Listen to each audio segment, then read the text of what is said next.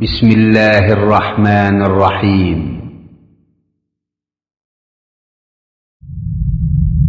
مكتب التعاون للدعوة والإرشاد وتوعية الجاليات بالدمام. ومن حيث خرجت فول وجهك شطر المسجد الحرام وحيث ما كنتم فولوا وجوهكم شطره وإنه للحق من ربكم إنني أنا الله لا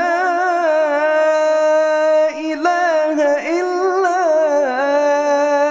أنا فاعبدني وأقم الصلاة لذكري إن الصلاة كانت على المؤمنين كتابا موقوتا.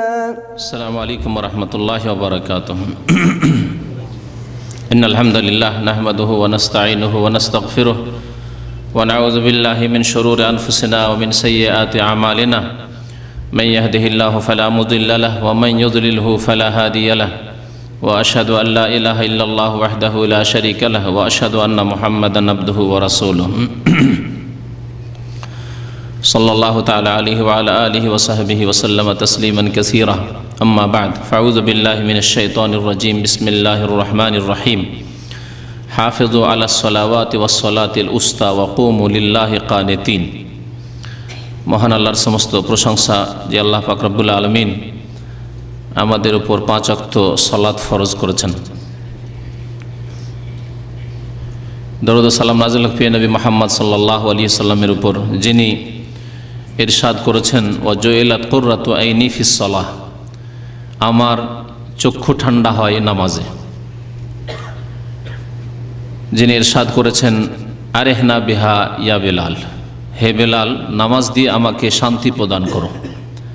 নামাজের আজান দিয়ে, সালাতের জন্য আজান দিয়ে আমাকে শান্তি প্রদান করো, এই বলেছেন নবী করিম সাল্লাল্লাহু আলাইহি সাল্লাম।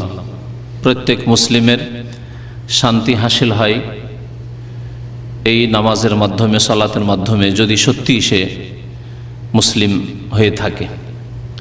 এই নামাজের হেফাজত আমাদের মুসলিম জীবনে সর্বপ্রথম কাজ। মুসলিম জীবনে এই জন্য বললাম যে মুসলিম হওয়ার জন্য প্রথম তাওহীদ শর্ত।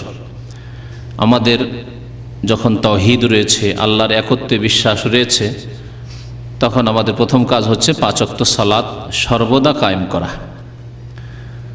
সব সময় কায়েম করা, রমজানে হোক আর রমজান ছাড়া অন্য কোনো মাসে হোক, সুখে হোক অথবা শোকে হোক, সংকটের সময় হোক আর সচ্ছলতার সময় হোক, আরামের সময় হোক আর ক্লান্তির সময় হোক, আল্লাহ পাক যতক্ষণ আমাদের জ্ঞান রেখেছেন ততক্ষণ পর্যন্ত আমাদের উপর 5 ওয়াক্ত সালাত ফরজ। এই 5 ওয়াক্ত সালাত নামাজের এত গুরুত্ব, আল্লাহ পাক কোরআনে কারীমে 5 ওয়াক্ত নামাজের হেফাজত করতে বলেছেন। শুধু নামাজ পড়ার কথা বলা হয়নি, বলা হয়েছে নামাজের হেফাজত করো, সুরক্ষা করো। এই নামাজকে আল্লাহ পাক রব্বুল আলামিন কায়েম করতে বলেছেন। দয়া করে মোবাইলগুলি বন্ধ করে দেন, আল্লাহ ইসলাহ করেন। নামাজ কায়েম করতে বলা হয়েছে এবং নামাজের হেফাজত করতে বলা হয়েছে। আজকে সময়ও কম রয়েছে, সুতরাং এই একটি বিষয়, কেমন করে আপনি নামাজের হেফাজত করবেন অথবা আরেক ভাষায় কেমন করে নামাজ কায়েম করবেন, এর কয়েকটি দিক নিয়ে আলোচনা করব। বেশ কিছুদিন থেকে এই ওয়াদা করেছিলাম, বিশেষ করে রমজান ইফতার ক্যাম্পে অনেক ভাই যারা নতুন নতুন আসে তাদের সাথেও আমার ওয়াদা ছিল যে নামাজ কেমন করে কায়েম হয়, কেমন করে নামাজের হেফাজত হয়, এই বিষয়টি আলোচনার প্রয়োজন রয়েছে, যাতে করে আমরা যারা নামাজি তারাও নামাজের হেফাজত করি, নামাজ যাতে করে আমরা কায়েম করি।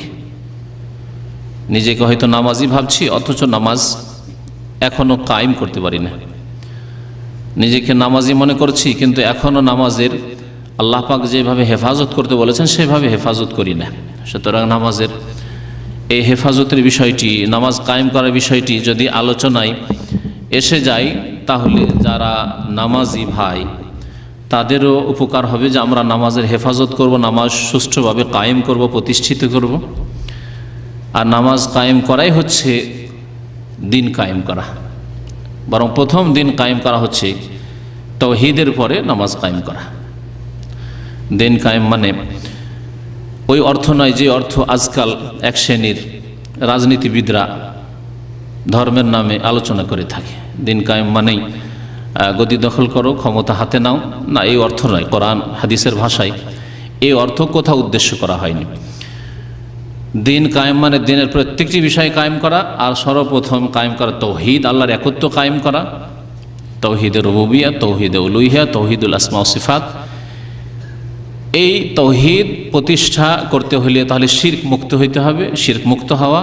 আর তারপরে যখন আপনি নিজেকে মুসলিম পরিচয় দিলেন তাওহীদ প্রতিষ্ঠার মাধ্যমে, তাহলে নামাজ কায়েম করতে হবে। নামাজ কায়েম করাই হচ্ছে আসল দিন কায়েম করা। 5 বার এই নামাজ, 5 ওয়াক্ত সালাত আদায় করে প্রমাণ করা যে আমি আমার দিন আমার ব্যক্তি জীবনে কায়েম করছি। যেই ক্ষেত্রে দিন কায়েম করতে গিয়ে কোনো রকমের বাধা নেই। ব্যক্তি জীবনে দিন কায়েম করতে গিয়ে তেমন বাধার সম্মুখীন হইতে হয় না, কিন্তু পারিবারিক জীবনে দিনের বিধিবিধান কায়েম করতে গিয়ে অনেক সময় বাধা সম্মুখীন হতে হয়। স্ত্রীর পক্ষ থেকে সে মানতে চায় না পর্দা, ছেলে মেয়েদের পক্ষ থেকে তারা শরীয়তের বিধিবিধান মানতে চায় না। সামাজিক ক্ষেত্রে দিন প্রতিষ্ঠা করতে গিয়ে সমাজের অনেক জালেম লোকেরা রয়েছে, ভক্ষক রয়েছে, তারা রক্ষক নয় বরং ভক্ষক, তাদের পক্ষ থেকে বাধার সম্মুখীন হইতে হয়। অর্থনীতির ক্ষেত্রে অনেক বাধার সম্মুখীন হইতে হয়, রাষ্ট্রনীতির ক্ষেত্রে অনেক রকমের বাধার সম্মুখীন হইতে হয়। কিন্তু ব্যক্তি জীবনে দিন প্রতিষ্ঠা করতে গিয়ে, দিন কায়েম করতে গিয়ে, অর্থাৎ 5 ওয়াক্ত সালাত কায়েম করতে গিয়ে তেমন কোনো বাধা আসে না। তারপরে অধিকাংশ মুসলিম আজকালকার জামানায় বেনামাজি। তো নামাজ আল্লাহ পাক রব্বুল আলামিন নামাজের হেফাজত করতে বলেছেন, নামাজ কায়েম করতে বলেছেন।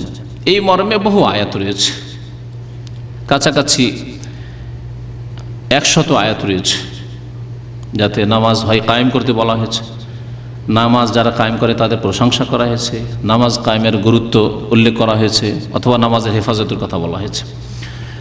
কোরআনে কারীমের 3টি আয়াতে আল্লাহ পাক নামাজের হেফাজতের কথা বলেছেন।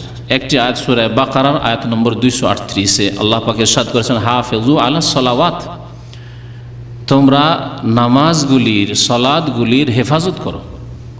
আল্লাহ এখানে বহু বচন উল্লেখ করেছেন, হাফিজু আলা সালাওয়াত, সালাতগুলির তোমরা হেফাজত করো। হাফিজু আল্লাহ পাক বলেছেন।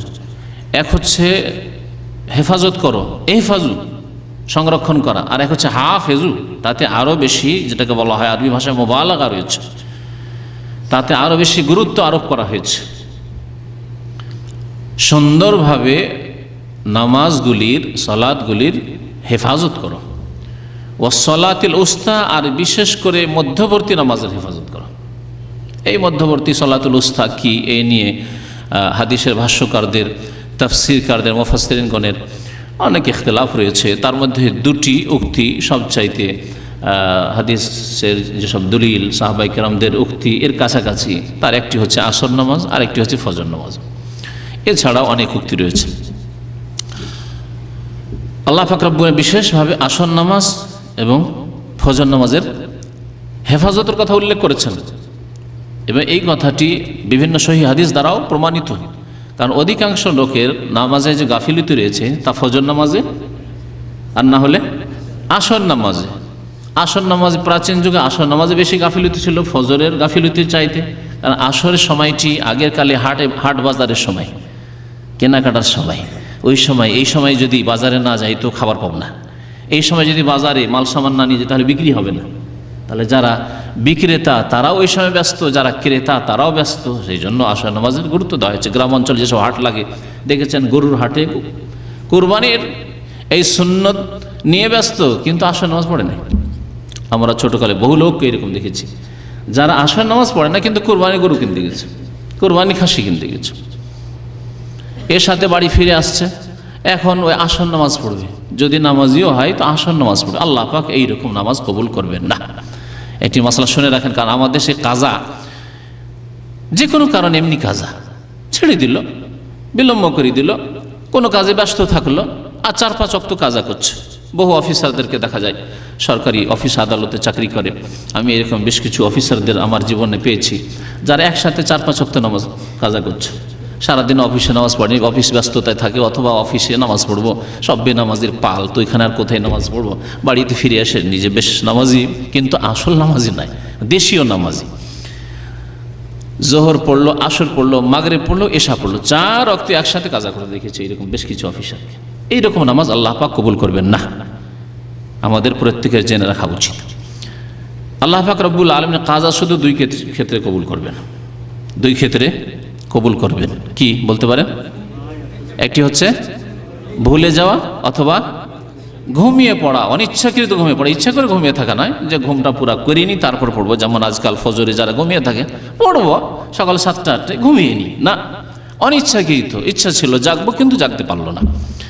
নবী করিম সাল্লাল্লাহু আলাইহি ওয়াসাল্লাম ইরশাদ করেছেন, এই ক্ষেত্রে দলিল মান নামা আন সালাতিন আও নাসিয়াহা, যেই ব্যক্তি নামাজের সময় ঘুমিয়ে থেকে গেছে, অনিচ্ছাকৃত ঘুমিয়ে থেকেছে, ইচ্ছা করে নয়। কারণ ইচ্ছা করা গুনার, ইচ্ছা করা গুনাহ।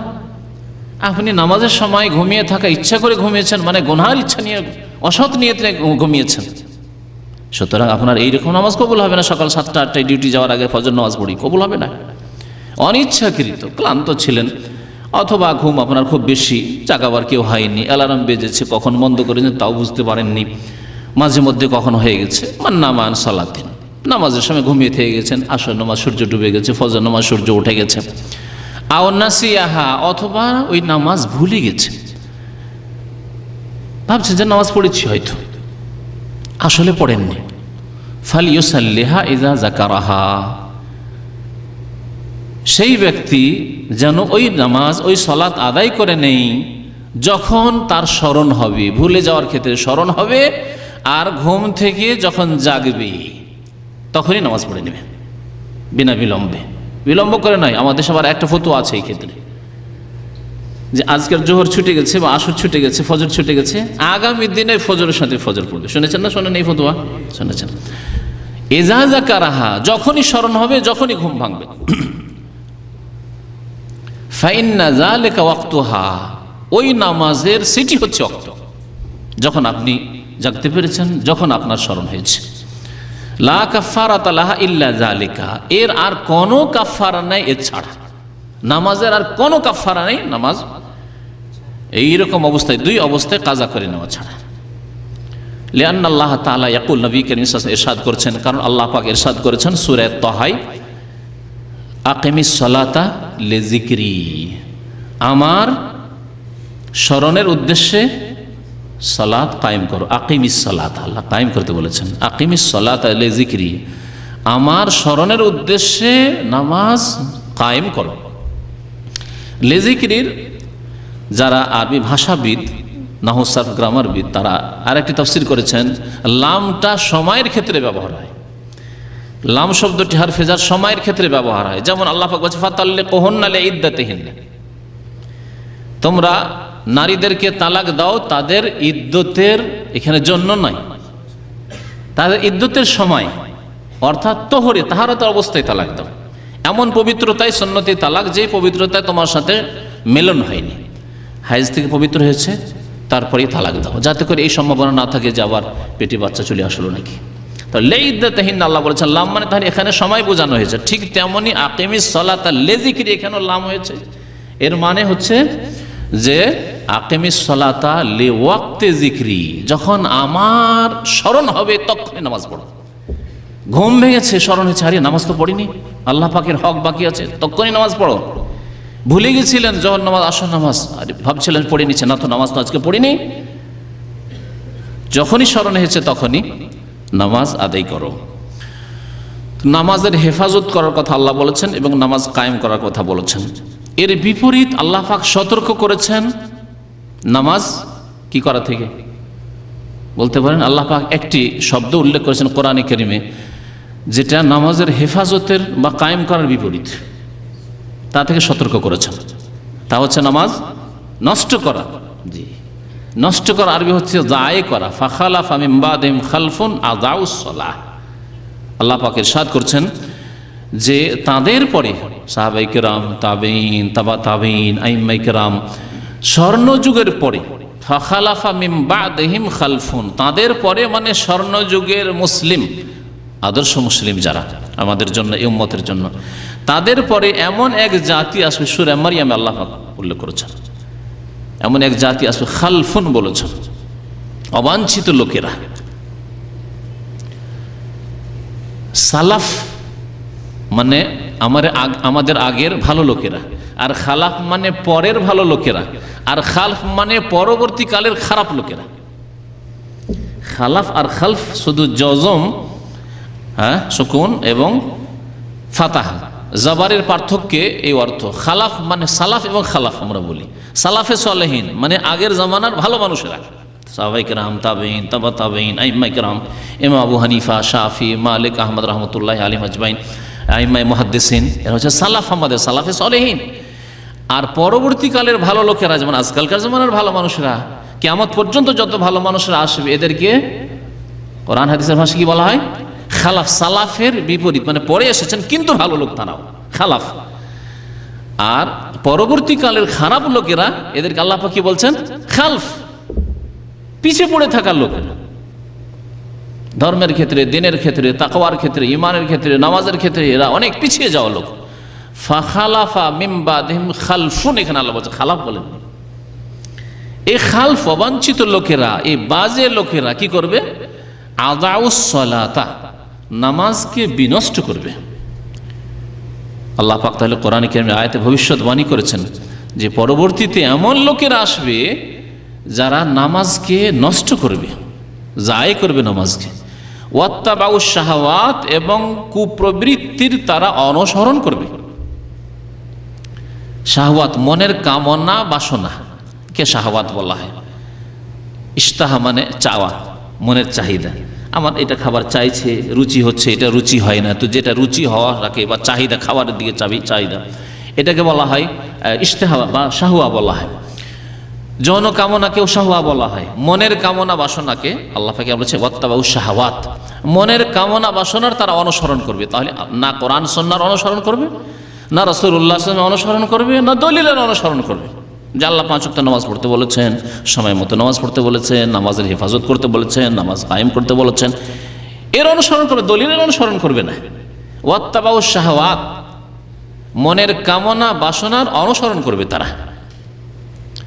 যারা খেয়াল খুশি নামাজ পড়ে, যখন ইচ্ছা নামাজ পড়লো, ওয়াক্তের কোনো খেয়াল রাখলো না, তারপরে কখনো 4 ওয়াক্ত পড়লো, কখনো 5ই পড়লো, কখনো 3 পড়লো, কখনো 2 পড়লো, কখনো বেশি পড়লো, কখনো কম পড়লো, রমজানে খুব বেশি পড়লো, তারাবিও 1 ওয়াক্ত ছুটেনি, কিন্তু রমজান পরে ফরজও পড়ে না।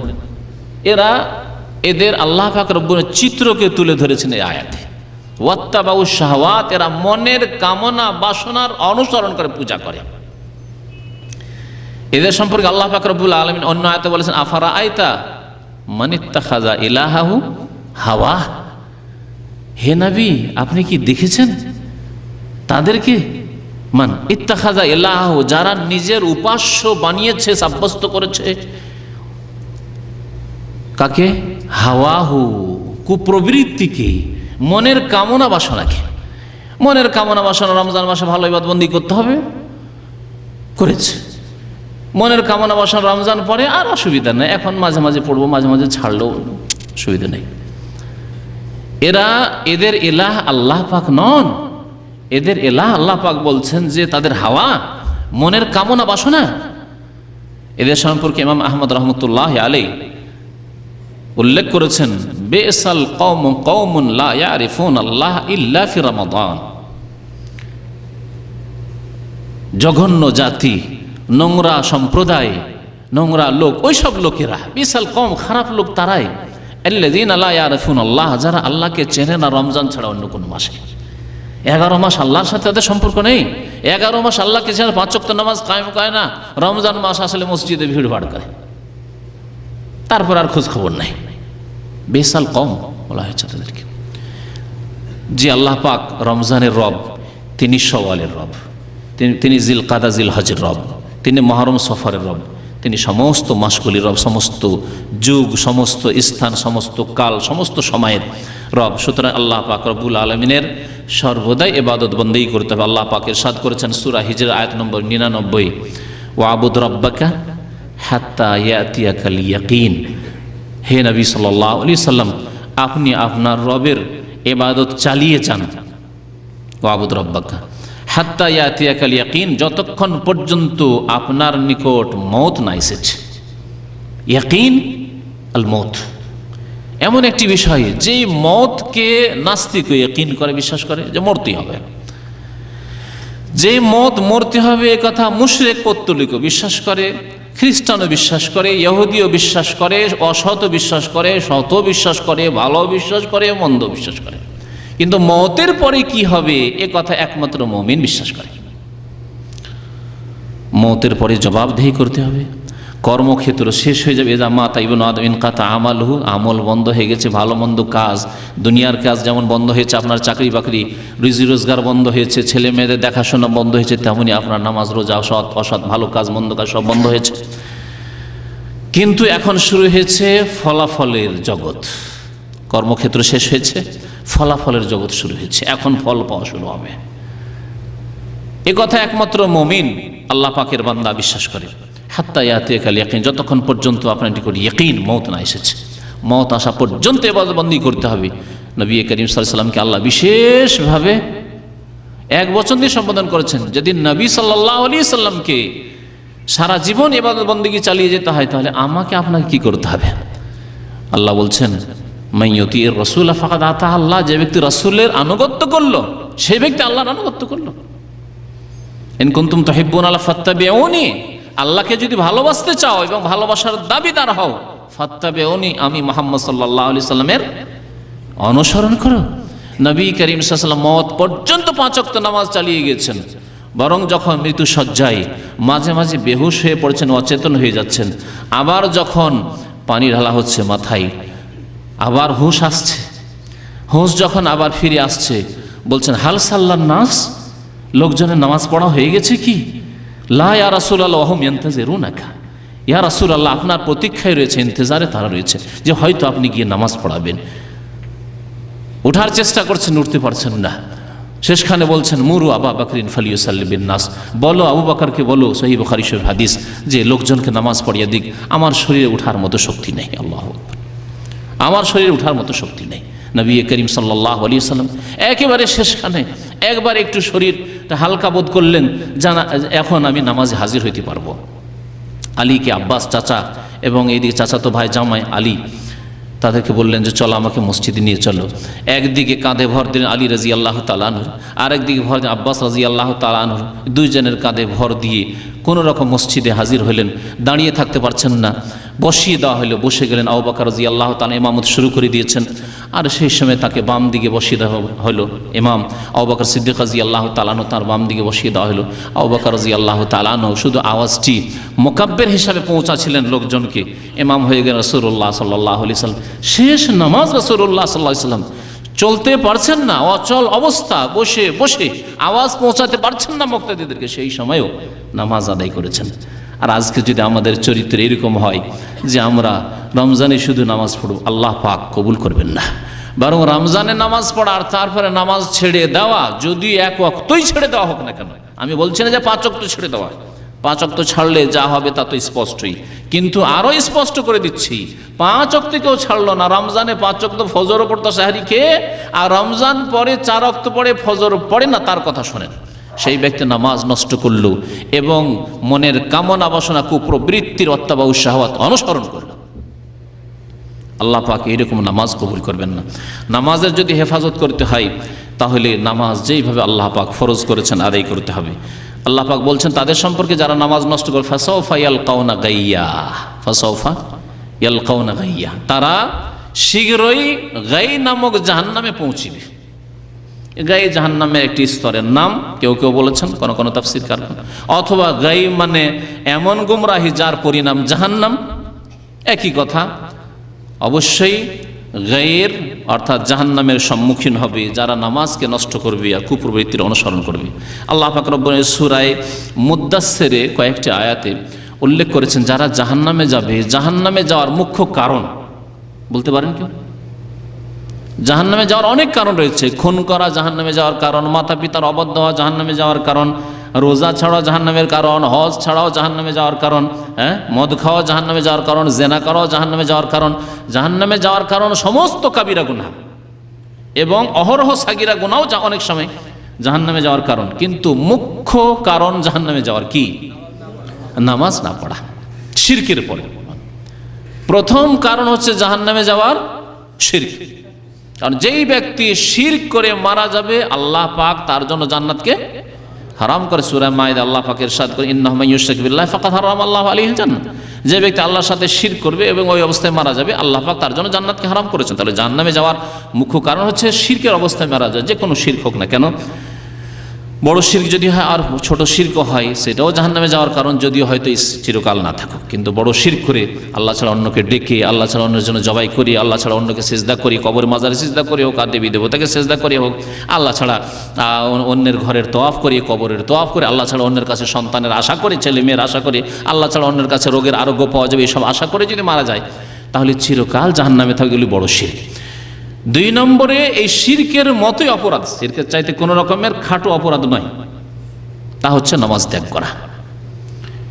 ইমাম ইবনে উসাইমিন রাহমাতুল্লাহ আলাইহি তার নামাজ ত্যাগের বিধানে লিখেছেন যে ওয়ায়াগফিরু মা দুনা যালিকা, মানে শিরকের নিম্নের গুনাহ হইলে আল্লাহ যাকে ইচ্ছা মাফ করবে। কিন্তু নামাজ ত্যাগ করা শিরকের নিম্নের গুনাহ না, মাদুনা নয়, বরং সমান সমান গুনাহ।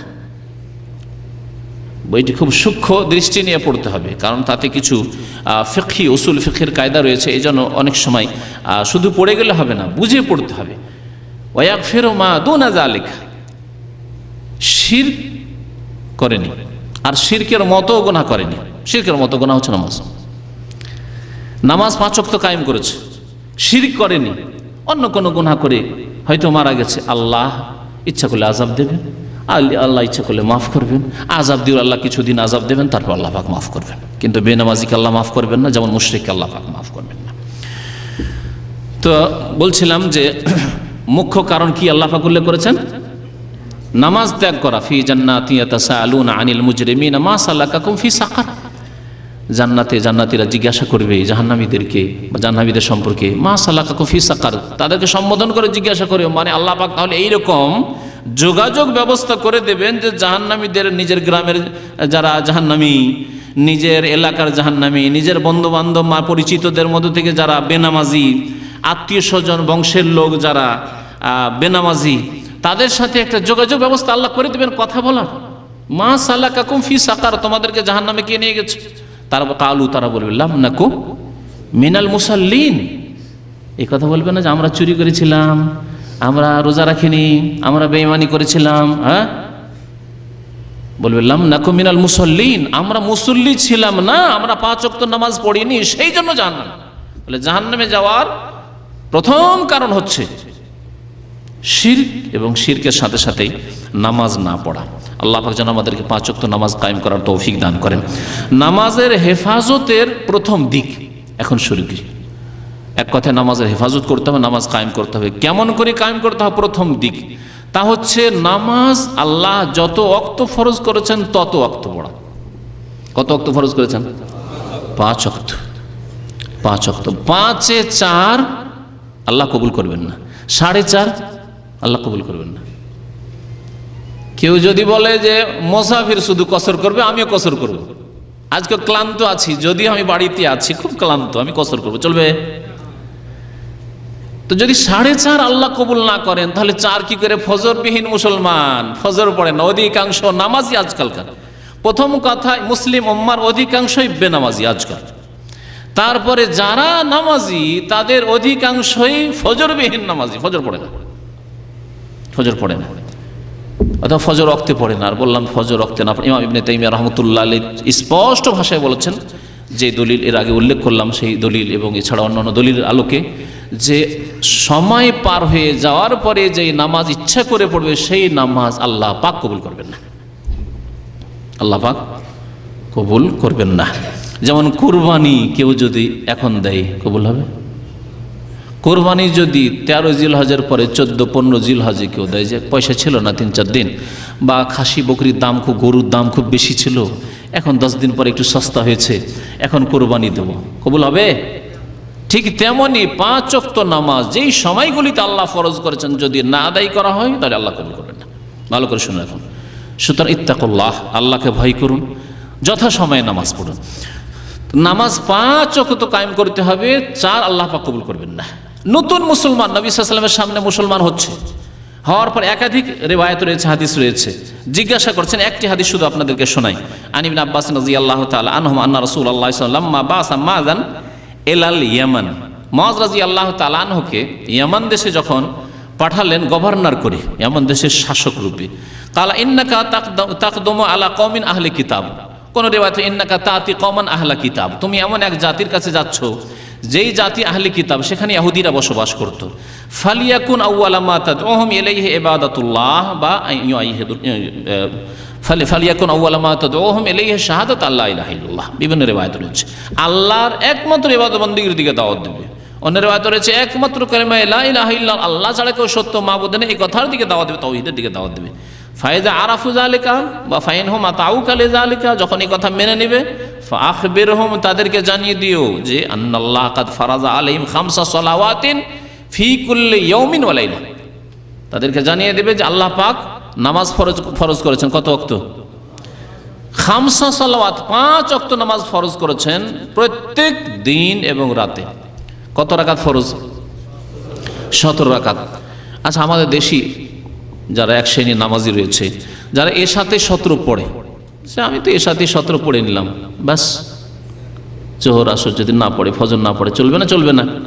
17 তো পড়লো, হ্যাঁ, 17 ফরজ আদায় করতে হবে এবং নিজ নিজ সময় আদায় করতে হবে। জোহর 4, হ্যাঁ, আসর 4, মাগরিব 3, এশা 4, ফজর 2, এইভাবে 17 আদায় করতে হবে। এটা হচ্ছে সর্বনিম্ন পাশ করার জন্য 5 মার্ক। কামাল পড়েছেন, হ্যাঁ, কত মার্কে পাস? হ্যাঁ, 33-এর 33 পেতে হলে এই 17 রাকাত 5 ওয়াক্ত নামাজ আদায় করতে হবে, ফরজ 33 পেতে হলে। কোন ছাত্র যদি মধ্যম শ্রেণীর ছাত্র হয়, চলার মতো ছাত্র, 33-এর আশা করে কি না? কমপক্ষে চাই যে 50, 60, 70 পায়, তাহলে সুন্নাত রাতে 12 রাকাত আদায় করতে হবে। বেতরে 1 রাকাত, 3 রাকাত, 5 রাকাত, 7 রাকাত যা করেন সর্বনিম্ন 1 আদায় করতে হবে।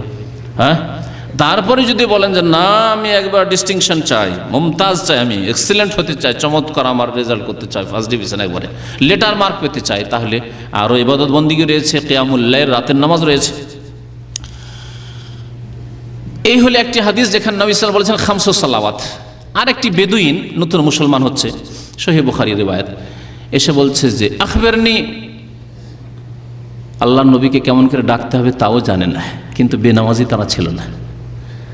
আর আমরা এত সভ্য কিন্তু বেনামাজি। আমাদের জামানার লোক কথাবার্তায় কত যে চাকচিক্যতা, কত সভ্য, কিন্তু বেনামাজি। আমাদের চাইতে ওই বেদুইন অনেক ভালো ছিল। যে বেদুইন বলছে ইয়া মুহাম্মদ, হে মুহাম্মদ সাল্লাল্লাহু আলাইহি সাল্লাম, আল্লাহর নবীকে এইভাবে ডাকা আল্লাহ পাক কোরআন নিষেধ করেছেন, তার জানা ছিল না, সেই জন্য সে মাজুর। কিন্তু আমার আপনার জানা আছে, ইয়া রাসূল আল্লাহ বলে ডাকতে হবে, ইয়া নবী আল্লাহ বলে ডাকতে হবে। আখবিরনি মাযা ফারাদাল্লাহু আলাইয়া মিনাস সালাওয়াত, বলুন আমার উপর নামাজ আল্লাহ কতটুকু ফরজ করেছেন। নবী করিম সাল্লাল্লাহু আলাইহি সাল্লাম অসন্তুষ্ট হচ্ছেন না। আমাদের নাম ধরে যদি ডাকে, কোনো আলেমের নাম ধরে যদি ডাকে, তাহলে খবর আছে, তাই না? জবাব দেওয়া তো দূরের কথা, মনে হয় কি যে করবে তো আল্লাহ পাক জানে। কোথায় আমাদের তাকওয়া আর কোথায় রাসূলুল্লাহ সাল্লাল্লাহু আলাইহি ওয়াসাল্লামের তাকওয়া।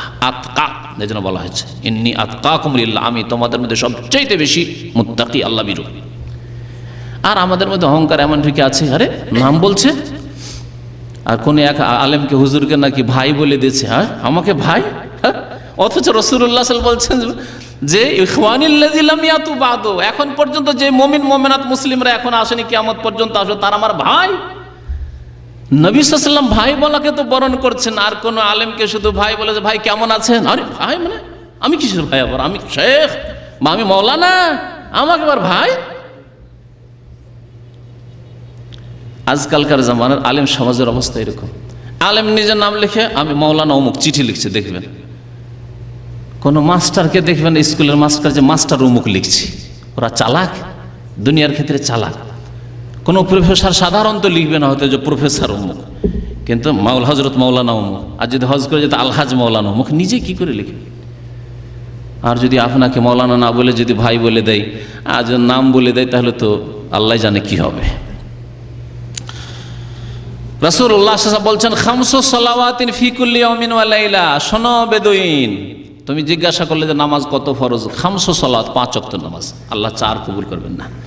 সুতরাং ওই সব ভাইদেরকে বিশেষ করে বলছি যারা শহরে বাস করেন আর রাত্রে হারাম দৃশ্য দেখে জাগেন, অথবা এমনিতে জাগা অভ্যাস হয়ে গেছে, সকলে জাগছে, ছেলেমেয়েরা ঘুমাচ্ছে না, রাত 12টা 1টা পর্যন্ত বসেই থাকেন, কেউ টিভির সামনে, কেউ পত্রপত্রিকা, কেউ পড়াশোনায়, কেউ ভালো কাজে, কেউ মন্দ কাজে, এইরকম বিলম্ব করার পরে ফজরতে জাগতে পারেন না। অধিকাংশ শহরবাসী আজকাল ফজরের নামাজে জাগতে পারে না, কারণ রাত্রে বেশি জাগে তারা, ফজর পড়েন না। শোনেন, নবী সাল্লাল্লাহু আলাইহি ওয়াসাল্লাম বলেছেন আল্লাহ পাক কবুল করবেন খামসু সালাওয়াত, 5 ওয়াক্ত নামাজ, 4 ওয়াক্ত আল্লাহ কবুল করবেন। সূর্য ওঠার পরে নামাজ পড়বেন, জাগতে পারি না, রাত 12টা 1টায় শুই, ছেলে মেয়েরা ঘুমায় না, কি করব, আল্লাহ পাক এইরকম নামাজ কবুল করবেন না। নামাজের হেফাজত করতে হলে 5 ওয়াক্ত পড়তে হবে, সর্বদাই 5 ওয়াক্ত পড়তে হবে, 4 পড়লে হবে না। 2 নম্বর দিক, সেটা হচ্ছে নামাজে স্থায়িত্ব হইতে হবে। এক হচ্ছে 5 ওয়াক্ত পড়লেন, কিন্তু রমজানে শুধু 5 ওয়াক্ত পড়লেন, তাই না? 5 ওয়াক্ত তো পড়লেন, যতদিন পড়লেন 5 ওয়াক্ত পড়লেন, আর তারপরে স্থায়িত্ব নেই, মাঝে মাঝে ছেড়ে দিলেন, কখনো বা 2-4-10 মাস ছেড়ে দিলেন, কিছুদিন রমজানের জেরে কিছুদিন 1 মাস চললো, আর তারপরে ছুটে গেল, তারপর রমজানের কিছুদিন আগে শুরু করে দিলেন। আমাদের দেশের যেসব লোকদের আত্মীয় স্বজন আপনজন মারা যায়, বাবা মারা গেছে কিছুদিন নামাজি হয়ে গেল, দেখেছেন এরকম না? মা মারা গেছে বেশ কিছুদিন মুসল্লি হয়ে গেল, ছেলে মারা গেছে, স্ত্রী মারা গেছে, ওই মুসল্লি হয়ে গেল, ভালো মুসল্লি। আর তারপরে যখন শোক শেষ, নামাজ শেষ, শোক শেষ, নামাজ শেষ, হিন্দুদের ক্রিয়াকর্মের মতো, হ্যাঁ, মাথা নেড়া করে, কেউ মারা গেলে ক্রিয়াকর্ম সব করে, তো ওই রকম ব্যাপার স্যাপার এদের। আল্লাহ পাক রব্বুল আলামিন নামাজের হেফাজত করতে বলেছেন, নামাজ কায়েম করতে বলেছেন, তখনই কায়েম হবে যখন নামাজ স্থায়ীভাবে সারা জীবন নামাজ পড়বেন, হাত্তাল মওত, মওত পর্যন্ত। যেমন আয়াত আপনাদের সামনে উল্লেখ করলাম, ওয়াবুদ রাব্বাকা হাত্তা ইয়াতিয়াকাল ইয়াকিন। আরেকটি দিক, তা হচ্ছে নামাজ আদায় করতে হবে পুরুষদেরকে মসজিদে বা জামাত, পুরুষদেরকে নামাজ আদায় করতে হবে জামাত সহকারে এবং মসজিদে। তা জামাত বাড়িতে করলে হবে না, জামাতই করছেন হয়তো, কিন্তু বাড়িতে এইরকম করলে হবে না। ছেলে মেয়ে নিয়ে ভাবছেন মসজিদ যাবো, থাক বাড়িতে নামাজ পড়ি, এইরকম অভ্যাস করলে হবে না। তাহলে জামাত করতে হবে। হ্যাঁ, স্বামী স্ত্রী জামাত, আজকালকার অনেকে নতুন নতুন বিয়ে করা লোকেরা এরকম মাসলা খুব জিজ্ঞাসা করে, আমার স্ত্রীকে নিয়ে নামাজ পড়ো, আমি কেমন করে নামাজ পড়বো? আমি জিজ্ঞাসা করি, আপনি আপনার স্ত্রীকে, আপনার স্ত্রীর না হয় জামাত নিয়ে ঘরে পড়বে, আপনি কোথায়, আপনি কি মহিলা নাকি ঘরে নামাজ পড়বেন যে জামাত করে স্ত্রীকে নিয়ে? আর এত সৎ মানুষ তো মনে হয় না যে তাহাজ্জুদ পড়বেন জামাত করে, তবে যদি ঠিক আছে তাহাজ্জুদ পড়েন তো জামাত করেন, অসুবিধা নেই, কিন্তু ফরজ নামাজ আপনাকে মসজিদে গিয়ে পড়তে হবে, যদি শরীয়তের কোনো ওজর না থাকে। শরীয়তের ওজর এমন ব্যাধি যে মসজিদে গেলে আপনার জন্য বড় কষ্ট হয়ে যাচ্ছে, অথবা এমন ভয় যাতে আপনার প্রাণনাশের ভয় আছে, শত্রুর আক্রমণের ভয় আছে মসজিদে গেলে, ইত্যাদি ইত্যাদি। আর শরীয়তের ওজর এই নয় যে এখন আধা ঘন্টা লেগে যাবে, তাড়াতাড়ি নামাজটা পড়ে শুয়ে যায়। অনেক নামাজিদের অবস্থা এরকম শুনেছি যে নামাজ পড়তে কেন যায় না, কারণ আজানের পর এখন ফজরে 25 মিনিট আধা ঘন্টা, সৌদি আরবে আধা ঘন্টা ইন্তজার করবো, আজানের সাথে সাথে নামাজটা পড়ে শুয়ে যায়। বা নামাজটা পড়লাম সূর্য ওঠার আগে পড়লাম, কিন্তু জামাত শেষ হওয়ার পরে উঠলাম, আধা ঘন্টা 1 ঘন্টা পরে উঠলাম, ওঠার পরে নামাজ পড়ি না, নামাজের তাহলে আপনি হেফাজত করলেন না। নামাজ বা জামাত পড়তে হবে এবং মসজিদে গিয়ে আদায় করতে হবে পুরুষদেরকে। আল্লাহ পাক রব্বুল সূরা বাকারা আয়াত নম্বর 43 ইরশাদ করেছেন, ওয়া আকিমুস সালাতা ওয়া আতুজ যাকাতা ওয়ারকাউ মা'আর রাকিন। নামাজ কায়েম করো, আল্লাহ বলছেন ওয়া আকিমুস সালাহ, সালাত কায়েম করো, ওয়াতুজ যাকাত, যাকাত প্রদান করো, ওয়ারকাউ মা'আর রাকিঈন, তাফসীরকার বলছেন সাল্লু মা'আল মুসাল্লিন, রুকুকারীদের সাথে রুকু করো, মানে নামাজীদের সাথে হয়ে নামাজ পড়ো। হে পুরুষ, তোমরা নামাজীদের সাথে মসজিদে হাজির হও আর মসজিদে হাজির হয়ে নামাজ পড়ো। মসজিদে যদি নামাজ না পড়া হয় তাহলে নামাজ কায়েম হবে না। কেমন? কোন গ্রামে প্রত্যেকে নামাজ পড়ে কিন্তু নিজ নিজ বাড়িতে, সেই গ্রামে কি বোঝা যাবে যে এই গ্রামের লোক মুসলমান না হিন্দু, খ্রিস্টান না ইহুদি? বোঝা যাবে? বোঝা যাবে না। তা নামাজ কায়েম করার উদ্দেশ্য শুধু এই নয় যে নামাজটা শুধু কায়েম করলেন, নামাজ পড়লেন, বরং নামাজ প্রকাশ করতে হবে। হ্যাঁ, মুসলিম গ্রাম, ইসলামিক সমাজ, ইসলামিক পরিবার, এই গ্রামের লোক আজান দেয়, একামত হয়, নামাজের চর্চা হয়, নামাজের জন্য স্মরণ করিয়ে দেওয়া হয়, গাফিলতি দূর হয়, গাফেলদের আর নামাজে তারাও আসে, বা জামাত নামাজ পড়তে হবে। তাহলে এই জন্য যে কোনো গ্রামে নবী করিম সাল্লাল্লাহু আলাইহি ওয়াসাল্লাম ইরশাদ করেছেন, মা মিন কারিয়াতিন ওয়ালা বাদউইন, যে কোনো গ্রাম অথবা বেদুইন অঞ্চল যেখানে 2-4 জন বাস করে, লা তুকামু ফিহা সালাতু, সেখানে যদি নামাজ কায়েম না করা হয়, জামাত কায়েম না করা হয়, জামাতে নামাজ না পড়া হয়, ইল্লা কাদ ইস্তাহওয়াজা আলাইহিমুশ শাইতান, তাহলে তাদের ওপর শয়তান ছেয়ে যায়। ওই গ্রামের ওপর, ওই বেদুইন এলাকার ওপর, ওই পল্লী গ্রামের ওপর, ওই শহরের ওপর শয়তান ছেয়ে যায়।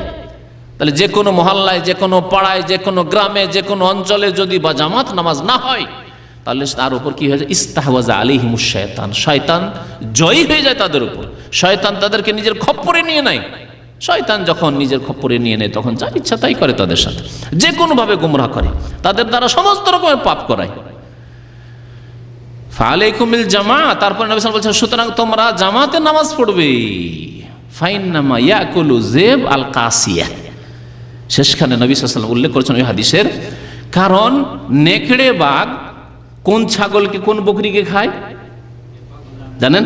হ্যাঁ, খোলা মাঠে 1-2টি বকরি পেলে আক্রমণ করে। নেকড়ে বাঘ বকরির পালের উপর, নেকড়ে বাঘ কিন্তু বুজদিল, বুজদিল বুঝেন মানে কাপুরুষ, বুজ মানে বকরি আসলে, আর দিল মানে বকরির অন্তর। বকরিকে একটু হেই করেন তো লাফ দিয়ে উঠবে। তো কাপুরুষকে এই জন্য উর্দুতে বুজদিল বলে, মানে বকরির মতো অন্তর, ছাগলের মতো অন্তর, এত ভয়ে ভীত। নেকড়ে বাঘ, বাঘ নাম বাঘ কিন্তু এত কাপুরুষ যে 5টি বকরি 7টি বকরি যে এক জায়গায় থাকে আক্রমণ করবে না ভয়ে, কি জানি কি হয়। নবী করিম সাল্লাল্লাহু আলাইহি ওয়াসাল্লাম বলছেন, ফাইন্নামা ইয়াকুলু যিব, যিব নেকড়ে বাঘ, নেকড়ে বাঘ কোন বকরিকে ধরে খায়, কোন ছাগলকে ধরে খায়? আল কাসিয়া, যেটি বকরির পাল যে রয়েছে, ছাগলের পাল, সেখান থেকে দূরে সরে একাই যে বকরি থাকে সেই বকরি খায়। সুতরাং যেই সব মুসলিমরা জামাতে নামাজ পড়বে না, সেগুলিকে শয়তান ইবলিস নেকড়ে বাঘে খেয়ে নেবে। এ হচ্ছে উদ্দেশ্য নবী করিম সাল্লাল্লাহু আলাইহি ওয়াসাল্লামের এই উদাহরণ পেশ করার। নামাজের হেফাজতের আরেকটি দিক হচ্ছে যে নামাজ সময় মতো আদায় করতে হবে, ওয়াক্ত মোতাবেক, যদি আনুষঙ্গিক আলোচনা এসেছে। নামাজ সময় মতো আদায় করতে হবে। হ্যাঁ, 4 নম্বর এটি, ওয়াক্তে আদায় করতে হবে, ওয়াক্তের আগেও নয় পরে নয়। মক্কাতুল মুকাররমায় নামাজ ফরজ হলো, তাই না? নবী করিম সাল্লাল্লাহু আলাইহি ওয়াসাল্লাম মেরাজ থেকে ফিরে আসলেন, নামাজ ফরজ। মুয়াত্তা মালিকে হাদিস রয়েছে, মুয়াত্তা মালিকে হাদিস রয়েছে। নবী করিম সাল্লাল্লাহু আলাইহি ওয়াসাল্লাম বলেন, আম্মানি জিবরিল আলাইহিস সালাতু ওয়াস সালাম ইনদাল বাইতে ইয়াউমাইন, আমার ইমামতি করেছেন জিবরাইল আলাইহিস সালাম বাইতুল্লাহর নিকটে 2 দিন ধরে। 2 দিন ধরে নবী করিম সাল্লাল্লাহু আলাইহি ওয়াসাল্লাম মুক্তাদি আর ইমামকে জিবরাইল আলাইহিস সালাম ফেরেশতা। একদিন প্রথম ওয়াক্তে নামাজ পড়ালেন, যেমনই প্রথম ওয়াক্ত হয় ফজরের, জোহরের, যেমনই মাথার উপর থেকে সূর্য একটু গড়লো, এজা ওয়াক্ত জোহর এজা জালাতিশ শামস, সূর্য গড়লে একদিন এইরকম করে আউয়াল ওয়াক্তে, আর দ্বিতীয় দিন শেষ ওয়াক্তে একবারে। এইভাবে 2 দিন নামাজ পড়ালেন। পড়িয়ে দেওয়ার পরে বললেন, ইয়া মুহাম্মদ সাল্লাল্লাহু আলাইহি ওয়াসাল্লাম আল ওয়াক্তু মা বাইনা হাযাইনা, এই যে 2 দিন যে নামাজ পড়ালাম, একদিন প্রথম ওয়াক্তে আউয়াল ওয়াক্তে আর একদিন আখিরি ওয়াক্তে, শেষ ওয়াক্তে, এর মাঝখানে হচ্ছে নামাজের ওয়াক্ত, এর মাঝেই নামাজ পড়তে হবে। উত্তম হচ্ছে আউয়াল ওয়াক্তে নামাজ পড়া, কিন্তু কেউ যদি মধ্যম ওয়াক্তে পড়ে, শেষ ওয়াক্তেও কখনো পড়ে, তো নামাজ কবুল হবে। কিন্তু শেষ ওয়াক্তের পরে কেউ যদি পড়ে, নামাজ কবুল হবে না। তা নামাজ ওয়াক্ত মোতাবেক পড়তে হবে, এই কথা আল্লাহ পাক কোরআনে কারীমে উল্লেখ করেছেন। স্বয়ং সূরা নিসার আয়াত নম্বর 103 মহান আল্লাহ ইরশাদ করেছেন, ফাকিমুস সালাতা ফাইজাত মানান্তুম ফাকিমুস সালাহ। যুদ্ধের অবস্থা উল্লেখ করতে গিয়ে, জিহাদের অবস্থা উল্লেখ করতে গিয়ে আল্লাহ বলছেন, যখন তোমরা শান্ত হয়ে থাকবে, মানে এখন যুদ্ধের অবস্থানে, যুদ্ধের অবস্থা থাকলে তখন নামাজের যুদ্ধের বিশেষ তরিকা যেখানে বয়ান করা হয়েছে। তারপরে আল্লাহ পাক বলছেন ফাকিমুস সালাতা, সুতরাং নামাজ কায়েম করবে। ইন্নাস সালাতা কানাত আলাল মুমিনিনা কিতাবাম মাওকুতা, নিশ্চয় নামাজ মুমিনদের ওপর কিতাবান মানে মাফরুজান ফরজ করা হয়েছে, কুতিবা মানে ফরজ। আল্লাহ যেন রোজা সম্পর্কে কি বলছেন? কুতিবা আলাইকুমুস সিয়াম। কিসাস সম্পর্কে আল্লাহ কি বলছেন? কুতিবা আলাইকুম আল কিসাস। তো আল্লাহ পাক বলছেন ইন্না সালাতা কানাত আলাল মুমিনিন, নিশ্চয় নামাজ সালাত মুমিনদের উপর কিতাবান ফরজ করা হয়েছে, মাওকুতা ওয়াক্ত মোতাবেক। মাওকুত ওয়াক্ত থেকে ইসম মাফউলের সিগা, মাফউলুন, কিতাবান মাওকুতা মানে মাফরুজান আলা ওয়াক্তিহা, সময় মতো ফরজ করা হয়েছে। জোহরের নির্দিষ্ট সময় আছে, সেই নামাজে পড়তে, সেই সময় পড়তে হবে নামাজ। আসরের নির্দিষ্ট সময় আছে, আসরের নামাজ পড়বেন। মাগরিবের 1 ঘন্টা আধা ঘন্টা আগে, এত বিলম্ব করে না। মাগরিবের নামাজ পড়বেন এশার সময়, এশার নামাজ পড়বেন রাত 12টার পরে, 11টার পরে, 11:30 পরে, বা রাত 2টো 3টায় না, ঘুমিয়ে গেলেন, তারপর ঘুম থেকে উঠে পড়ছেন, চলবে না। ফজর নামাজ পড়বেন সূর্য ওঠার পরে না। ইন্নাস সালাতা কানাত আলাল মুমিনিনা কিতাবাম মাওকুতা, নামাজ মুমিনদের উপর ফরজ করা হয়েছে মৌকুতা, সময় মোতাবেক, ওয়াক্তে ফরজ করা হয়েছে, সেই ওয়াক্তেই নামাজ পড়তে হবে। যে ওয়াক্তগুলি নবী করিম সাল্লাল্লাহু আলাইহি সাল্লামের জন্য জিবরিল আলাইহিস সালাম বয়ান করে দিয়েছেন এবং নবী করিম সাল্লাল্লাহু আলাইহি সাল্লাম উম্মতের জন্য বর্ণনা করে দিয়েছেন। 5 নম্বর দিক হচ্ছে নামাজের হেফাজতের বা নামাজ কায়েম করার, তা হচ্ছে খুশু খুজুর সাথে, বিনয় হয়ে, নিষ্ঠার সাথে, ইখলাসের সাথে, একগ্র চিত্তে নামাজ আদায় করা। আরবি ভাষায় খুশু এবং খুজু বলা হয়। খুশুর কথা আল্লাহ পাক কোরআনে কারীমের একাধিক আয়াতে উল্লেখ করেছেন। সূরা মুমিনুনের শুরুতে মুমিনদের বেশ কয়েকটি গুণ আল্লাহ পাক ভালো গুণ উল্লেখ করেছেন। কাদ আফলাহাল মুমিনুন আল্লাযীনা হুম ফি সালাতিহিম খাশিউন। প্রথম গুণ, কয়েকটি গুণের প্রথম গুণ, প্রথম বৈশিষ্ট্য মুমিন, ওই মুমিন যারা সফলকাম হবে এবং যারা জান্নাতের ওয়ারিস হবে। আল্লাহ পাক শেষখানে বলছেন উলাইকা হুমুল ওয়ারিসুন আল্লাযীনা ইয়ারিসুনাল ফিরদাউসা হুম ফিহা খালিদুন, যারা জান্নাতের ওয়ারিস হবে এবং তারা চিরকাল জান্নাতুল ফিরদাউসে অবস্থান করবে। জান্নাতুল ফিরদাউস যেটি হচ্ছে জান্নাতের সর্বোচ্চ স্থান। তো আল্লাহ পাক কি বলেছেন এখানে? শুধু নামাজ পড়ার কথা বলেননি, যে মুমিনরা সফলকাম হবে, যেই মুমিনরা জান্নাতুল ফিরদাউস পাবে, তাদের কথাই কথা বলা হয়নি শুধু তারা নামাজ পড়ে। কি বলা হয়েছে? আল্লাযীনা ফি সালাতিহিম খাশুন, যারা নামাজে অত্যন্ত বিনয়ী, বিনয়ের সাথে নামাজ পড়ে, একগ্র চিত্তে মন লাগিয়ে নামাজ পড়ে। আমাদের অধিকাংশ মানুষের আল্লাহ পাক নামাজিদের আল্লাহ হেফাজত করে, আল্লাহ পাক মাফ করে, নামাজ পড়ি আর আমরা যারা হিসাব নিকাশ, টাকা পয়সার হিসাব থাকে, হিসাব করি, ধার খরচ কার কাছে পাবে ওগুলো মনে করি যে কার কাছে টাকা পয়সা পাওয়া যাবে, হ্যাঁ, কাকে দিতে হবে, কার কাছ থেকে নিতে হবে। আর যারা নতুন বিয়ে শাদী করেছেন তো মুখ তো, ওই ব্রেন তো আছে ওইখানে, হ্যাঁ, নামাজে শরীর আছে কিন্তু ব্রেন তো আছে দেশে। এইরকম নামাজ পড়লে কাজ হবে না। নামাজ খুশু খুজুর সাথে পড়তে হবে, বিনয়ী হয়ে নামাজ পড়তে হবে। কেমন নামাজ পড়তে হবে এই খুশুর ব্যাখ্যা করেছেন রাসূলুল্লাহ সাল্লাল্লাহু আলাইহি ওয়াসাল্লাম। জিবরাইল আলাইহিস সালাম জিজ্ঞাসা করলেন আখবিরনি আনিল ইহসান ইয়া রাসূলুল্লাহ, হে আল্লাহ রাসূল সাল্লাল্লাহু আলাইহি সাল্লাম, ইহসান সম্পর্কে বলুন তো, ইহসান কাকে বলা হয়? এই ইহসানের অপব্যাখ্যা করে গোমরাহ পথভ্রষ্টরা পথভ্রষ্ট হয়েছে, পীরপন্থীরা বিদআত ছড়িয়েছে। আর কোরআন এবং হাদিসের ব্যাখ্যা ইহসানে স্পষ্ট। নবী করিম সাল্লাল্লাহু আলাইহি ওয়াসাল্লাম ইরশাদ করেছেন আনতা আবুদাল্লাহ। যখন জিজ্ঞাসা করলেন জিবরাইল আলাইহিস সালাম, ছাত্র হয়ে এসে বসে মসজিদ নববীতে জিজ্ঞাসা করছেন মানুষের রূপ ধরে, যে হাদিসে জিবরিল খুব প্রসিদ্ধ হাদিস, 5টি প্রশ্ন করেছিলেন জিবরিল আলাইহিস সালাম। সে বড় হাদিসের দিকে যাচ্ছেন, একটি অংশ শুধু বলছে যে কেমন করে আপনি খুশুর সাথে বিনয় হয়ে নামাজ পড়বেন। প্রথম স্তর হচ্ছে আনতা আবুদাল্লাহ কান্নাকা তারাহ, আপনি আল্লাহ পাকের এমনভাবে ইবাদত করবেন যেন আল্লাহকে আপনি যেন দেখছেন। তাহলে আল্লাহকে দেখা যায় না, এই জন্য কান্না বলেছেন, তাসবিহ বলা হয়েছে, না হলে বলা হতো না। বিদআতপন্থীদের এই ধারণা যে এমন একটা স্তর আছে সেখানে আল্লাহ লয় হয়ে যায়, বিলীন হয়ে যায়, দেখতে পাওয়া যায়, সব গুমরাহি তার কান্নাকা, যেন আপনি আল্লাহকে দেখছেন। আপনি যদি কোনো অন্যায় কাজ করা, ভুল কাজ করা অভ্যাস থাকে, বাবা মায়ের সামনে করতে পারবেন? হ্যাঁ, সামান্য যদি ভদ্র ছেলে হন তাহলে বিড়ি সিগারেটের বদ অভ্যাস যদি থাকে, মা বাবার সামনে পারবেন? শ্বশুরের সামনে পারবেন? শাশুড়ির সামনে ধরিয়ে দিলেন বিড়ি, অভদ্রগুলো পারবেন, মনে কষ্ট নেবেন না, কিন্তু আসলে অভদ্র। হারাম খাওয়া একে, আর 2 নম্বর হচ্ছে বড়দের বেয়াদবি করা, এহতেরাম না করা, তো পারবেন না, তাই না? তাহলে আপনার বাবা মা শ্বশুর শাশুড়ি সবার রব, যিনি রব্বিন নাস, মালিকিন নাস, ইলাহিন নাস, হ্যাঁ, যে আল্লাহ পাক রব্বুল আলামিন, তার সামনে যদি এই চেতনা রাখেন, এই অনুভূতি যে আমি আল্লাহর সামনে যেন আল্লাহকে কি করছি, কান্নাকে দেখছি যেন, তাহলে কেমন অবস্থা আপনার হবে?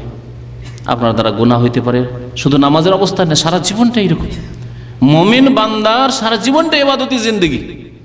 সবসময় যদি আপনি এই চেতনা মনের মধ্যে বসিয়ে রাখেন যে আমি আল্লাহকে যেন দেখছি, তাহলে কখনো আপনার দ্বারা বেয়াদবি হরকত হবে না, গুনহার হরকত হবে না, গুনহার জন্য কদম উঠবে না।